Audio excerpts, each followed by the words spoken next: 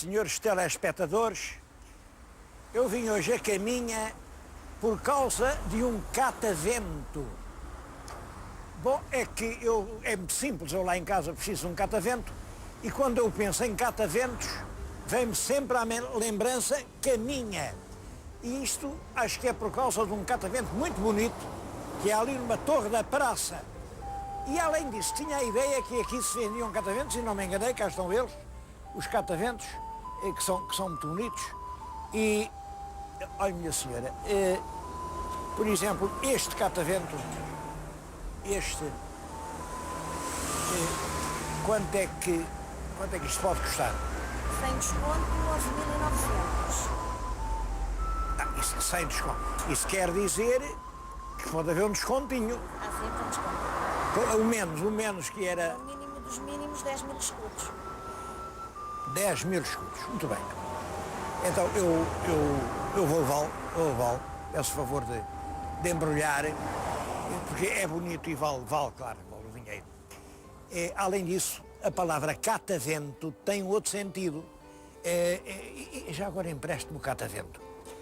Chama-se catavento à pessoa que está sempre a mudar conforme a posição do vento. Se o vento é sul, eles estão na posição sul. Se o vento é oeste, eles estão nesta posição. Estão sempre na posição dos senhores de cima. Mas isso é lá com eles e eu não sou pregador e eu vim a caminha para tratar de outro assunto.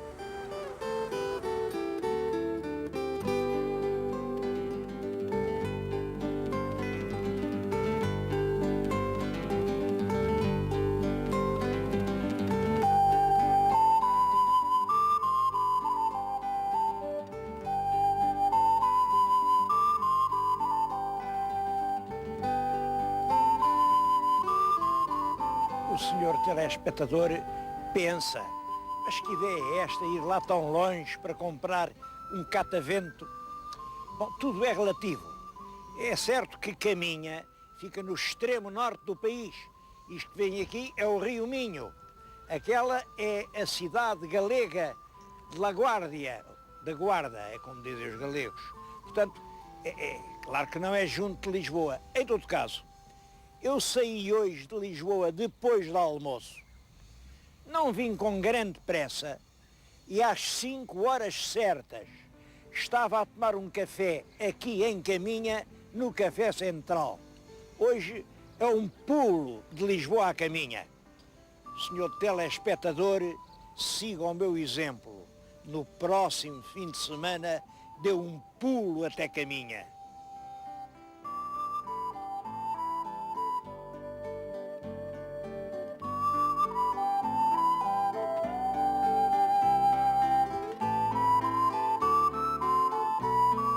Bom, mas é claro que eu não vim a Caminha só por causa do catavento.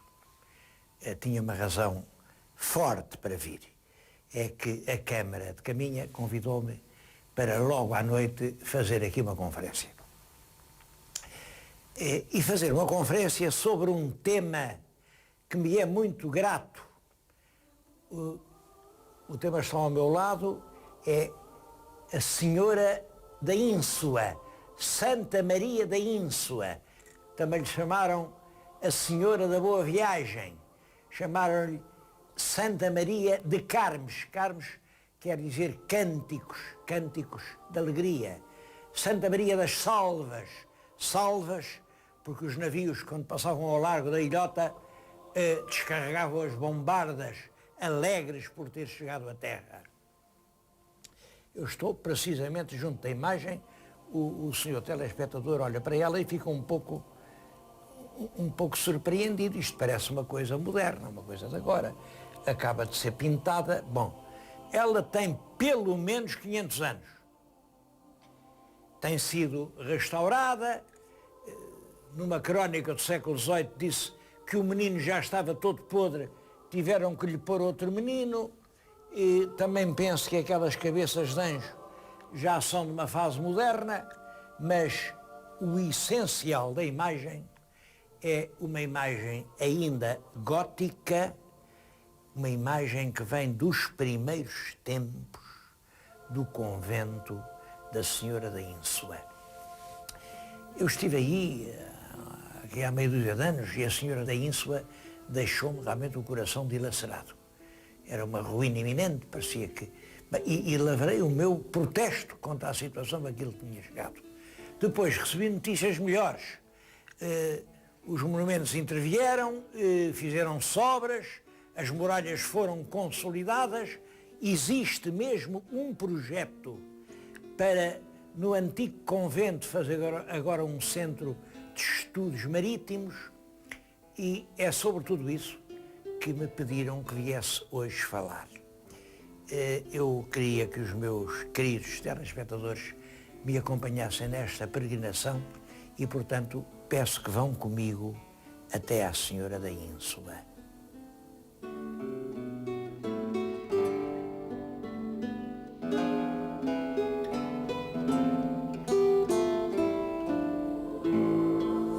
A fama dos milagres desta Senhora da Ínsula alastrava por todo o Alto Minho. Bom, no século XVIII, em 1726, veio aqui um visitador, que era um inspetor, e viu lá um livro que tinha muitos milagres, mas tinha muitas outras coisas misturadas. Milagres e contas e obras e óbitos de frades e memórias de pessoas. E então deu uma ordem. Milagres têm que ser todos escritos num só livro. Esse livro existe, eu tenho nas mãos, é um livro muito curioso, ele pertence à Biblioteca de Braga, está inédito, nunca ninguém o publicou. Olhem a portada, representa aqui a Senhora da Ínsula, a ingenuidade e a beleza. O título do livro, como veem, é Livro dos Milagres de Nossa Senhora da Ínsula, e depois seguem-se milagres. É claro que há milagres de muitas espécies. Aqui têm especial relevo os milagres feitos aos mariantes. Exatamente, o capítulo 3º é todo sobre grandes milagres feitos aos mariantes. Alguns são muito curiosos, por exemplo, este milagre: com o favor da Mãe de Deus, livraram 3 navios da Galiza de serem tomados ou destruídos por 4 de Inglaterra. Há aqui um outro que diz respeito lá à minha gente de Setúbal. Estupendo milagre em que se refere que, por intermédio da Rainha dos Anjos, do Santuário da Ínsula, um iate de Setúbal carregado de sal, que se partiu entre as pedras da Barra Galega, salvando a gente toda no meio das horrorosas torrentes do mar Oceano. Bom, é um navio que leva sal de Setúbal para a Galiza e que se afundou. É um livro inédito que perpetua uma parte dos milagres da Senhora da Ínsula.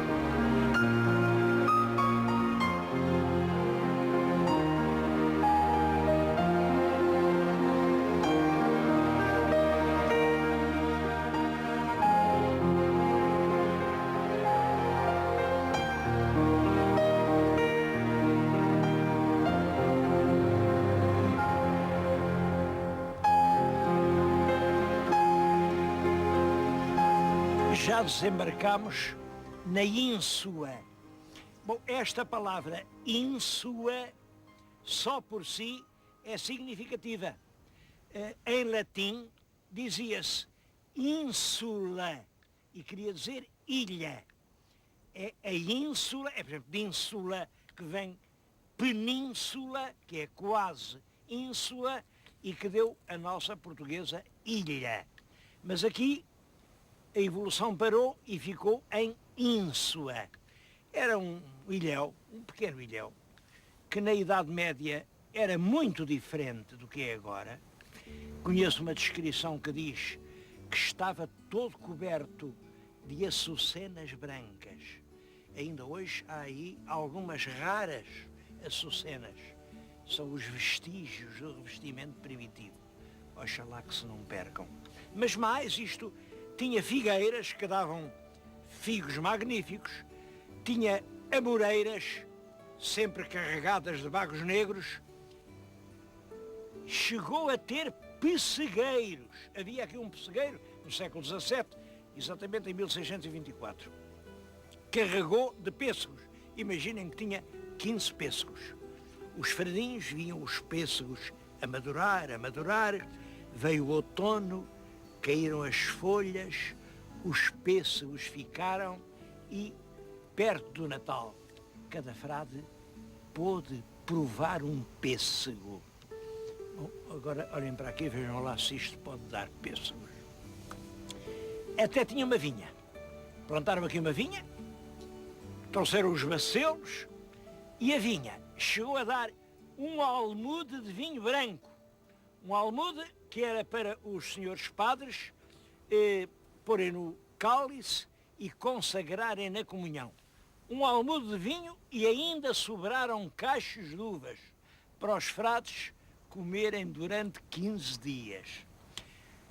E, na relação que eu conheço, que é uma relação do século XVIII, diz-se que tudo isso acabou quando fizeram aqui estes muros da fortaleza. O vento batia com uma grande violência e aqui era impossível cultivar, fosse o que fosse. Estou a falar-lhes na Ilha das Açucenas e no ano de 1392 ou 93, porque uns dizem uma coisa, outros dizem a outra. Eu acho que foi em 93.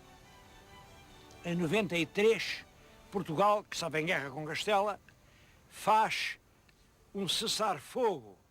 Toda a gente acreditou que era, enfim, a paz que todos desejavam. Olhem, foi nesse ano que um fidalgo, Dom Nuno Álvares Pereira, iniciou a construção, mesmo à beirinha de Lisboa, do convento do Carmo, que ainda hoje lá está. Nesse mesmo ano, veio para aqui um asturiano, ele vinha de longe, era espanhol, mas já havia paz, e começou aqui a fazer o culto de Nossa Senhora. Era uma ilha que lhe dava muita satisfação, porque aqui ele achava que aqui havia uma paz infinita. Aqui não havia guerra, aqui não havia negócios, aqui não havia mulheres, aqui não havia pecados. Ele aqui estava perto do céu. Instalou-se aqui, só que aqui também não havia água. Bom, e ele à noite, coitado, tinha pesadelos. Isto foi na crónica. Tinha pesadelos, imaginem o que o fradinho via. Via lindas raparigas. Bem, veio uma rapariga muito linda, e diz, olha, vem comigo, trouxe-o por este caminho, chegou onde apontou e disse, cava e acharás água. Bom, o frade veio, cavou, e já estava a desanimar, porque cavou muitas semanas, até que a certa altura viu entre os rochedos um pequeno fio de água doce. Provou-a, era realmente água como a das nossas fontes. Essa fonte ainda hoje existe, está atrás de mim, é um monumento do século XIV. Foi aquela fonte que tornou possível a instalação aqui de um convento de frades franciscanos. Esse frade asturiano, teve aqui meio de anos, era um homem muito bom, de trabalhadores, foi depois chamado para reformar lá embaixo o convento de Alenquer, mas continuaram os frades franciscanos com uma pobreza total. Eles aqui não tinham senão o que pescavam e viviam, sabem de quê? Da venda das conchinhas.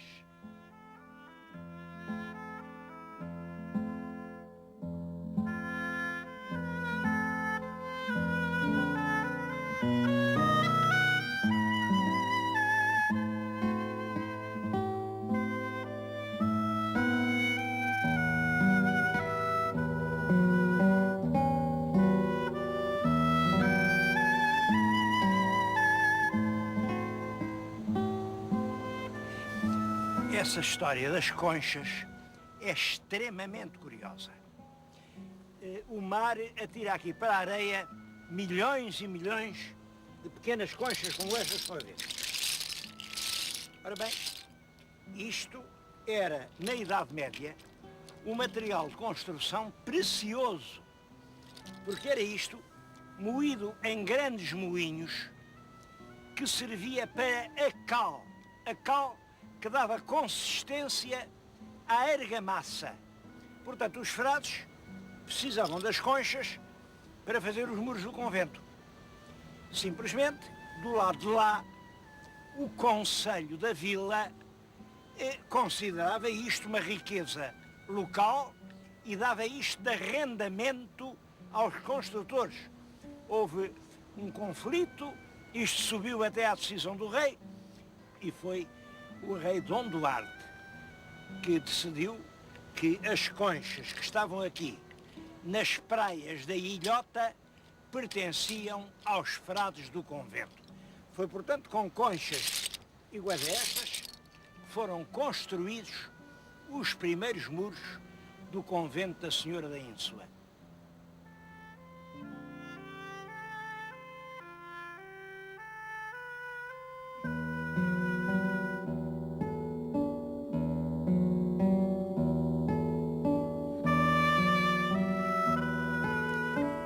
O conventinho dos franciscanos de 1393 era apenas uma cabana de palha, viviam lá 3 ou 4 frades, passavam fome, comiam só uma vez por dia, mas não tardou que começassem os milagres. Bom, o primeiro foi este que já contei, este do aparecimento da água. Depois foi o milagre dos ratos. Os ratos não entravam nesta ilha. Depois começaram a vir doentes, paralíticos, ceguinhos de gota serena, e a Senhora da Ínsula curava-os a todos. Chegou a acontecer milagres inacreditáveis. Imaginem, que veio lá uma senhora de longe que queria pagar uma promessa à Senhora da Ínsula. Bom, mas queria chegar aqui com as mãos limpas de toda a mácula de pecado, e foi lavá-las à praia.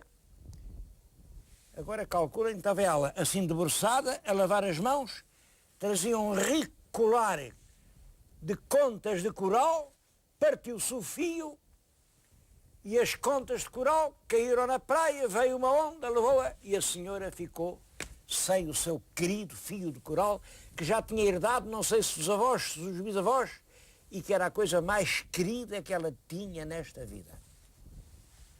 Bom, a promessa que ela tinha feito era oferecer aqui aos fradinhos, para eles não passarem fome, os 2 mais belos robalos que houvesse à venda na praia de Caminha. Foi lá, no dia seguinte, comprou os robalos, trouxe-os aqui. Agora imaginem o que aconteceu. Quando os frades abriram os robalos para os comer, os robalos tinham dentro dos estômagos as contas todas do colar de coral que a senhora tinha perdido na praia. Vejam lá se isto não é mesmo milagre. Bom, há muitos outros milagres, muitos. O conventinho acabou por ter uma fama enorme. Isto era realmente um facho de fé e de esperança. Era a Senhora dos Mariantes. Os marinheiros vinham de longe e encomendavam as vidas a esta Senhora da Ínsula. era já tão valioso que o rei Dom Manuel, quando subiu ao trono, deu a Vila de Caminha e deu o convento ao Conde de Vila Real. O Conde de Vila Real era um homem muito orgulhoso, muito importante, mandou aqui fazer, olha, estou-lhes a falar num claustro, já viram? Isto é um claustro de belas colunas, isto é obra do senhor Conde de Vila Real. Mandou fazer capelas, mandou fazer aposentos para os frades, fez aqui um rico convento. Isto foi em 1499, portanto cerca de 100 anos depois da fundação do convento. Mandou aqui trazer alfaias de ouro e prata, paramentos todos debrucados a ouro, para os padres dizerem missa, um luxo. Resultado, vieram os piratas e começaram a assaltar o convento. Assaltaram, houve vários assaltos, em todos eles houve milagres. Há até um milagre muito engraçado. Vieram duas grandes naus inglesas, os ingleses vieram aqui saquear, descandavam aqui neste claustro, mas quando chegaram aqui, eles nem pareciam em seu perfeito juízo, eles tropeçavam, olhavam para as colunas, tinham medo, fugiam, entravam por aquela porta, vinham, parecia que não estavam realmente em seu perfeito juízo. Bom, a explicação que eu daria é que os ingleses já vinham bêbados, porque eles bebiam muito, como todos sabem, mas os fadinhos deram outra.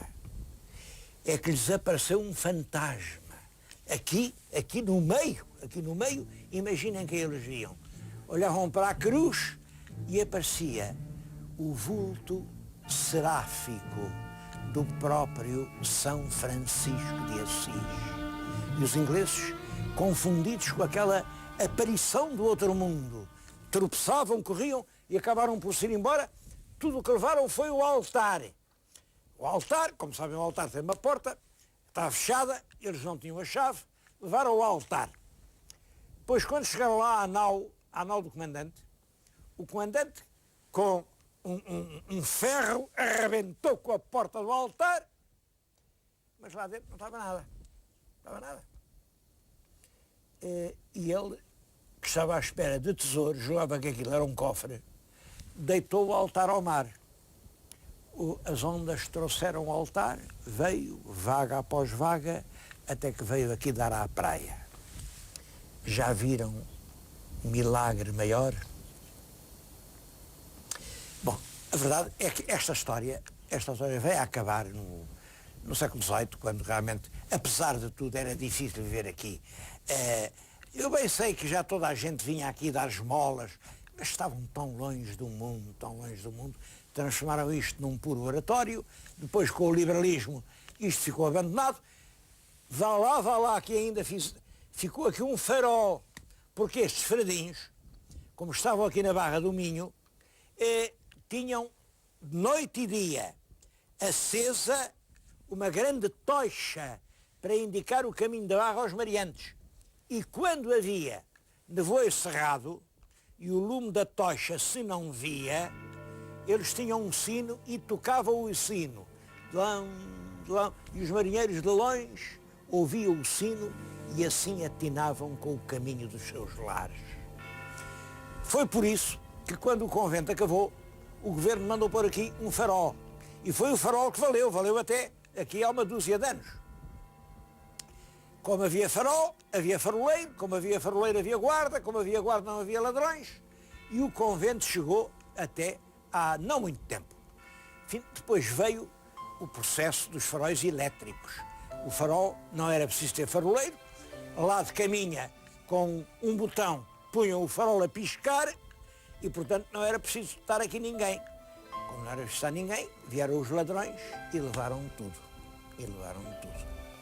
Felizmente, agora voltaram a fazer obras, o convento vai ser recuperado e eu tenho esperança de que esta ilha espiritual, esta ilha que foi um foco de esperança durante tantos séculos, venha a ser no futuro um grande polo de atração turística.